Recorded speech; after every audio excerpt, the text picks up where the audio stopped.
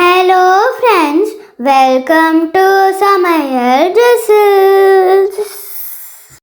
குக்கரில் 2 விசில் வச்சா போதும், டக்குன்னு ரெடி ஆகிடும் இந்த கடையல் ரெசிபி.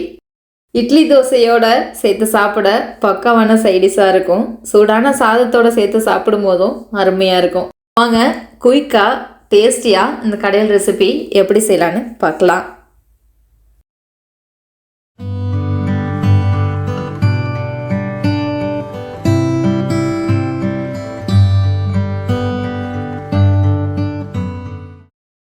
இந்த கடையல் ரெசிபி செய்கிறதுக்கு நிறைய மெத்தட் இருக்குது. இன்றைக்கி குக்கரில் செய்ய போகிறோம். குக்கரில் செய்யும் போது கொஞ்சம் ஈஸியாக செஞ்சு முடிச்சிடலாம், குயிக்காக ரெடி ஆகிடும். இதுவே ஓப்பன் குக்கில் நம்ம செய்யும் போது டேஸ்ட் அதிகமாக இருக்கும், கொஞ்சம் லேட் ஆகும். இந்த மெத்தடையும் நம்ம சேனலில் ஏற்கனவே அப்லோட் பண்ணியிருக்கோம், எண்டு ஸ்க்ரீனில் இருக்கும், செக் பண்ணி பாருங்கள். உங்களோட ஃபேவரட் மெத்தட் என்னன்னு கமெண்ட்டில் சொல்லுங்கள். காய்கறி சேர்த்து வதக்கிறதுக்கு 2 டேபிள் ஸ்பூன் எண்ணெய் சேர்த்துக்கங்க. காரத்துக்கு 3 பச்சை மிளகாய், 5-6 பல்லு பூண்டு தட்டிட்டு சேர்த்துக்கங்க. பூண்டு பச்சை வாசனை மாறினதும் 2 பெரிய வெங்காயத்தை கட் பண்ணிவிட்டு சேர்த்துக்கோங்க. இதுவே சின்ன வெங்காயமாக இருந்தால் இன்னும் டேஸ்ட்டு அதிகமாக இருக்கும். இந்த கடையலுக்கு நான் புளி சேர்க்க போகிறதில்ல, அதனால் தக்காளி கொஞ்சம் எக்ஸ்ட்ராவே சேர்த்துருக்கேன். ஒரு 4 பெரிய பழுத்த தக்காளியை கட் பண்ணிவிட்டு சேர்த்துக்கோங்க. கடையலுக்கு புளி சேர்த்து செய்ய போகிறீங்கன்னா தக்காளியை கொஞ்சம் குறைவாக சேர்த்துக்கோங்க. தக்காளி லேசாக வதங்கி வந்ததும் 6 கத்திரிக்காவை கட் பண்ணிவிட்டு சேர்த்துக்கலாம். நம்ம விருப்பம் போல் கட் பண்ணிவிட்டு சேர்த்துக்கலாம். குக்கரில் வேக வச்சு தான் எடுக்க போகிறோம். சின்னதாவோ பெருசாவோ எப்படி வேணுமோ கட் பண்ணிக்கலாம். கத்திரிக்காய் கூட கொஞ்சம் உருளைக்கிழங்கையும் சேர்த்து நம்ம கடையில் செஞ்சோன்னா கடையில் கொஞ்சம் திக்காக இருக்கும். சாதத்தோடையும் சேர்த்து சாப்பிட்டுக்கலாம். இட்லி தோசைக்கும் பர்ஃபெக்டான காம்போவாக இருக்கும். 3-in-1 recipe.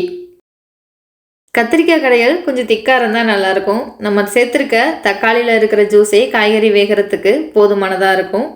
1/4 கப்போட குறைவாக தண்ணி சேர்த்துக்கிட்டிங்கன்னா போதுமானதாக இருக்கும்.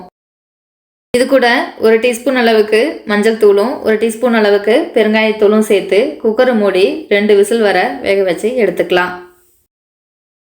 காய்கறி குக்காகி வரட்டும், அதுக்குள்ளே ஒரு குயிக்காக மசாலா ரெடி பண்ணிடலாம். ஒரு பேன் வச்சுக்கோங்க. பேன் சூடானதும் 2 டீஸ்பூன் அளவுக்கு எண்ணெய் சேர்த்துக்கோங்க.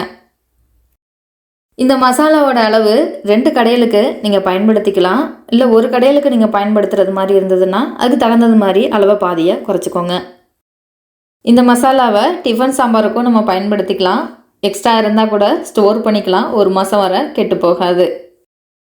காரத்துக்கு 8 மிளகாய், 1 டேபிள் ஸ்பூன் அளவுக்கு கொத்தமல்லி, 1 டேபிள் ஸ்பூன் கடலைப்பருப்பு, 1 டீஸ்பூன் சீரகம், 1/2 டீஸ்பூன் மிளகு, 1/4 டீஸ்பூன் அளவுக்கு வெந்தயம் சேர்த்து கலந்து விட்டுருங்க.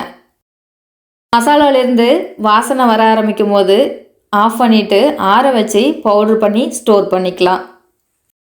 குக்கர்லேருந்து 2 விசில் வந்ததும் குக்கரை ஆஃப் பண்ணிவிடுங்க.